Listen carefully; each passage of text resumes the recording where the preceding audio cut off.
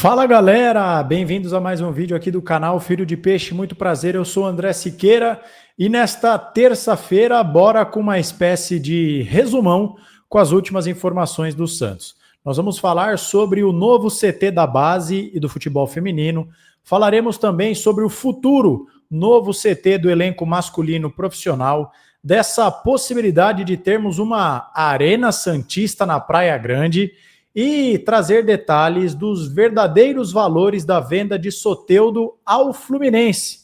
E se o Santos lucra, fica no prejuízo com a venda do venezuelano de 27 anos ao tricolor das Laranjeiras, tá bom? Tudo isso a partir de agora, mas antes peço para que você se inscreva e ative o sininho se for novo por aqui. Não esqueça do seu like. Se você estiver assistindo pelo telefone celular ou qualquer outro tipo de smartphone, na parte dos comentários, arrasta para o lado, veja se aparece aí a opção de hypar vídeo, faça isso e te convido também a se tornar membro aqui do nosso canal, que é uma forma de você apoiar mensalmente o nosso trabalho com uma módica quantia de R$ 2,99 por mês, tá bom? Existe uma outra categoria também, mas você pode, a partir de R$ 2,99 por mês, ajudar o nosso trabalho, tá certo, gente? E olha, vocês sabem que eu gosto sempre de ser muito transparente com vocês, e eu devo dizer que eu tenho me esforçado ao máximo para trazer conteúdo aqui para vocês todos os dias, às vezes 2 vezes por dia, mas em alguns momentos não é fácil, eu não consigo lidar, tenho outras responsabilidades, vocês sabem que eu não vivo do YouTube, é um hobby este aqui, quem sabe um dia eu pague as contas de casa apenas do YouTube, por isso que eu conto com o seu apoio, mas isso por enquanto não é possível. E ontem eu fiquei de tentar trazer um vídeo sobre esses anúncios dos CTs, do novo estádio, etc e tal, e eu não consegui. Peço desculpas para vocês, mas ainda assim alguém vai dizer, pô André, você está pedindo desculpa, mas todo dia tem vídeo no canal, você está se desculpando pelo quê? Gente, eu amo fazer isso aqui e eu gostaria de fazer mais, tá? Então eu peço desculpas porque eu gostaria de levar cada vez mais informações para vocês. Mas na medida do possível a gente vai se ajeitando, quando sobra um tempo eu apareço por aqui. E como eu não apareci ontem à noite, a gente vai misturar nesse vídeo as inovações do Santos e a venda do Soteldo. Geralmente eu faria isso em vídeos diferentes, mas vamos tudo de uma vez e talvez eu volte mais tarde para falar daquele vídeo que você já está acostumado, na antivéspera do jogo, de como eu escalaria o time do Santos para o jogo de quinta-feira contra o Fortaleza, tá bom? E amanhã tem o nosso pré-jogo. E na quinta, você que estava com saudade, a nossa live pós-jogo está de volta, tá bom? Desculpem aí ter sido um pouco prolixo, mas eu não perdi o fio da meada, tá bom? Eu gosto sempre de dar satisfação a vocês, por respeito a todos vocês que clicam em cada vídeo que eu publico. Bom, gente, vamos lá. Ontem estava previsto um evento que aconteceu de fato ali em Santos para a inauguração das novas estruturas do CT da base e do feminino, né? Uma obra que foi anunciada ali no começo de maio, pelo Ney Fera, o popular pai do Neymar, ou Ney Pai, vamos chamá-los de Ney Pai para facilitar as coisas aqui, tá bom? Era aquela obra que o Santos faria com os tais módulos que parecem containers, que você compra toda a estrutura e só coloca o módulo lá. Isso encurta muito o caminho do tempo de obra, né? Imagine você derrubar a coisa, demolir, construir tijolinho por tijolinho, essas coisas teriam demorado muito mais tempo. E o Santos conseguiu trazer uma infraestrutura maravilhosa em aproximadamente 1 mês de obras. É uma estrutura que tem um custo de aproximadamente 10 milhões de reais, mas o Santos não pagará nada por isso. É uma parceria que o Santos está firmando com a NR Sports, que é a empresa do pai do Neymar, que fez ali negócios com as empresas Lightwall e Modulite. E ali estes módulos, estas infraestruturas são de última geração, é uma infraestrutura muito melhor e que vai dar o mínimo de dignidade tanto para as categorias de base quanto para o futebol feminino. Você que está assistindo esse vídeo, não sei se você é de Santos, se você costuma ir a Santos, se você conhece ali o CT do Santos, mas quando você passa por ali de carro, a pé, de moto, de qualquer jeito, você percebe como as infraestruturas do Santos estavam ultrapassadas, e boa parte delas ainda estão, tá? A estrutura deste centro de treinamento era de 1997, e para que você que está assistindo esse vídeo tenha uma ideia, As comissões técnicas das categorias de base, sei lá, sub-15, sub-17, não tinham sequer uma sala para trabalhar. Era uma coisa muitíssimo ultrapassada. As academias eram em lugares diferentes. Eles treinavam no lugar e faziam musculação em outro lugar. E isso é vergonhoso, porque a musculação faz parte do treino. Ainda que seja próximo, pô, André, do CT até a Vila Belmiro dá 1 quilômetro no máximo. Eu sei disso, gente. Ninguém vai morrer de se deslocar 1 quilômetro. Mas isso não faz nenhum sentido, né? Isso não faz nenhum sentido. Então, essas obras, o que elas trazem, além da modernidade, de uma infraestrutura minimamente digna, elas são 2 pavimentos, academia, 6 vestiários, salas para as comissões técnicas, um departamento amplo e reformulado, fisioterapia, e o tamanho da área vai de 500 metros quadrados para 1.100 metros quadrados. Isso tudo foi anunciado ontem, e este novo CT da base e do feminino ganhou o nome do Léo, o Léo Bastos, o Léo Guerreiro da Vila, o ex-lateral esquerdo, que é um dos maiores vencedores da história do Santos pós-Pelé. E porque o Léo, para quem não sabe, está atuando nas categorias de base. Eu vou comentar o que eu acho disso já já, mas como eu disse, este evento serviu também para que outros anúncios fossem feitos, num grande protagonismo do Ney Pai, né? Em diversos momentos nós vimos ali o Marcelo Teixeira quase que como uma rainha da Inglaterra, como um enfeite para o protagonismo exacerbado do Ney Pai, né? Muita gente percebeu isso, e eu estou nessa lista. Muita gente passou a discutir se isso é um prenúncio de que a SAF vem aí e de que o Marcelo Teixeira perderá os seus poderes. Eu não tenho elementos para dizer de que isso está acontecendo, mas eu acho também que o Marcelo Teixeira não é tonto, gente, né? Ali ele sabia muito bem qual era o seu lugar. Ele sabia que ali ele era um coadjuvante, porque se não fosse o Ney Pai e os seus negócios, nada disso sairia do papel. E isso tem um pouco a ver com o que eu penso a este respeito. Mas as novidades não pararam por aí.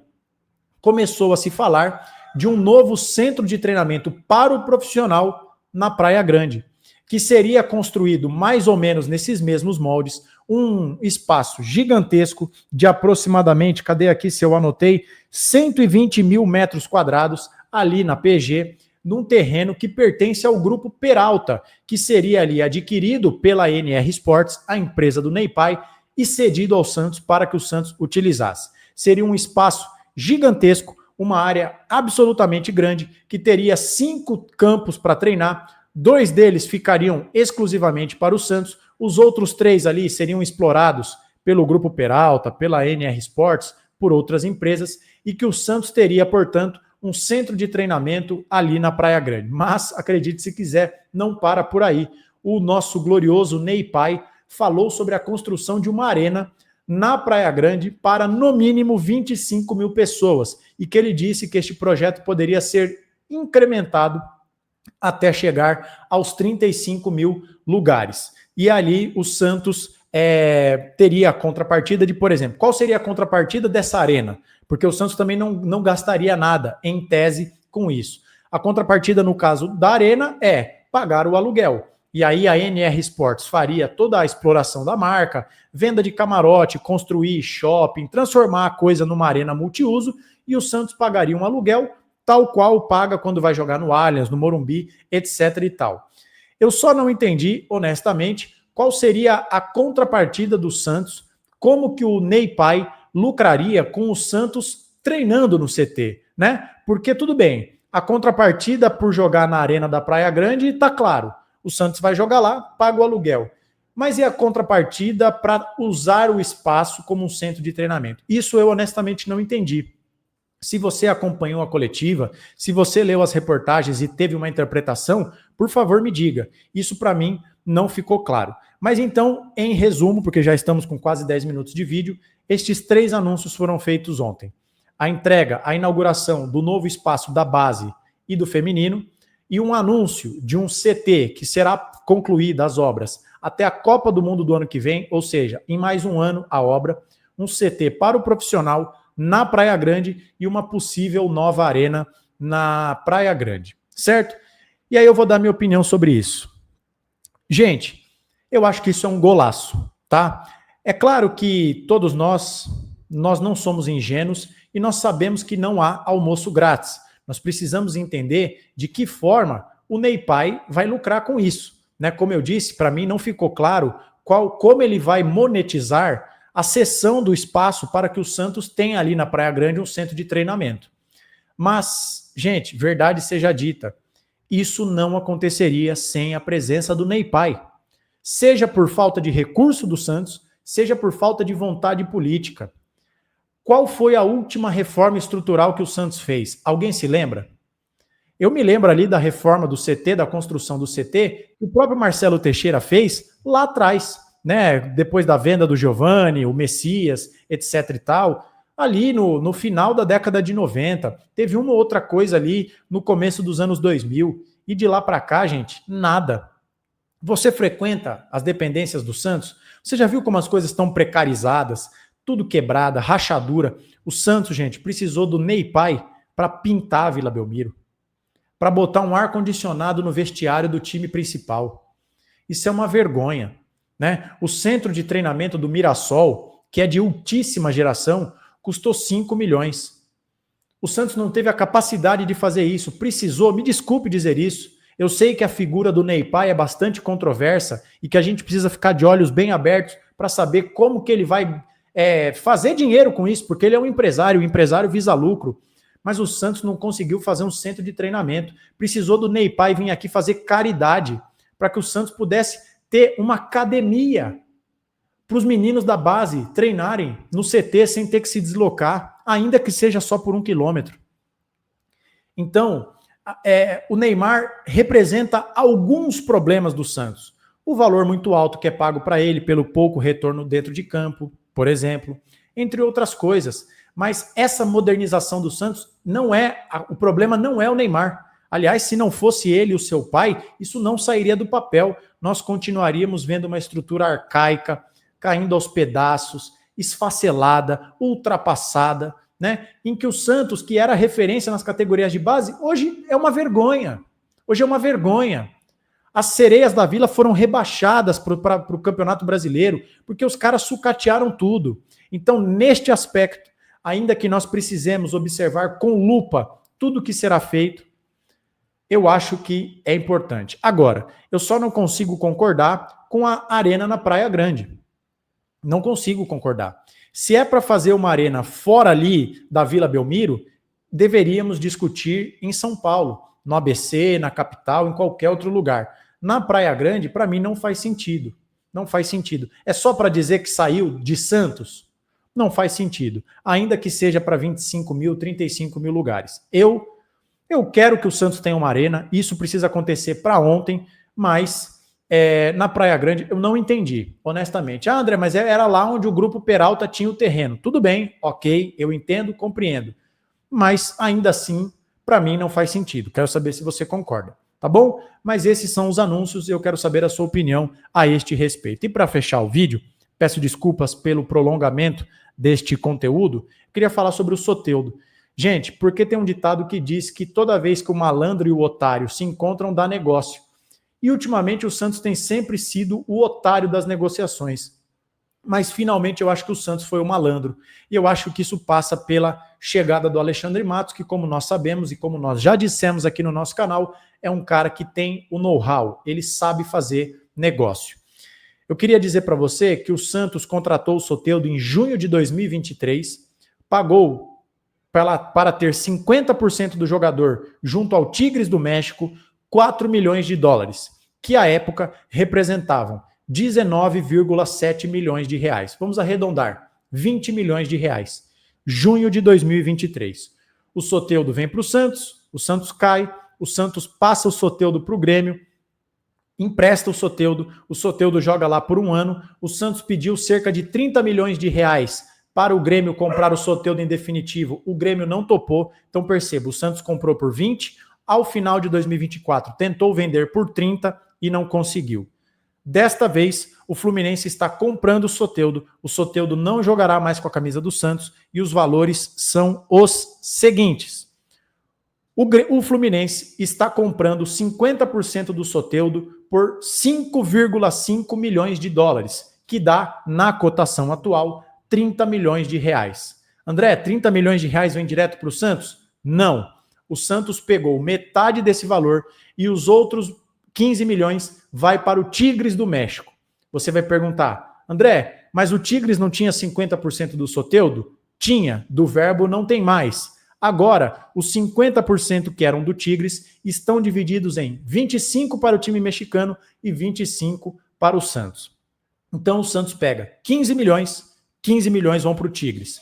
Neste contrato, o Santos fez o Fluminense se comprometer ao seguinte: se até o final do ano de 2025, 31 de dezembro deste ano, o Fluminense não negociar o Soteldo com ninguém, o Clube das Laranjeiras é obrigado a pagar mais 2 milhões de dólares pelo Soteldo, que dá 11 milhões de reais. O Santos vai ficar com metade e outra metade vai para o Fluminense, para o Tigres, perdão. Então o Santos fica com 15 milhões agora, pode receber mais 5,5 milhões de reais até o final do ano se o Soteldo não for negociado.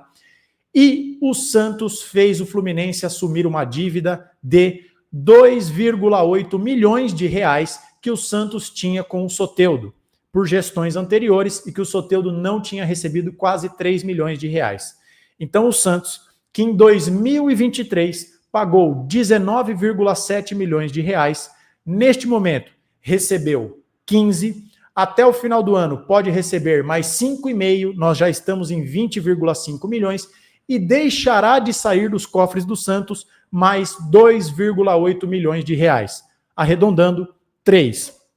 Portanto, o Santos tem aí uma quantia, seja que vai receber, que já recebeu, ou que deixará de pagar, de 23,3 milhões de reais. Um valor superior ao que foi pago ao Soteldo quando ele foi comprado em junho de 2023. E existe um outro cenário. Digamos que o Soteldo faça a maior apresentação de um jogador na história do futebol mundial e faça o Fluminense ganhar o Mundial de Clubes como protagonista. E que o Fluminense venda o Soteldo por 100 milhões de euros. O Santos ficou com 25%. O Santos pegaria 25% desse valor. Pegaria 25 milhões de euros. Então é uma situação de ganha-ganha.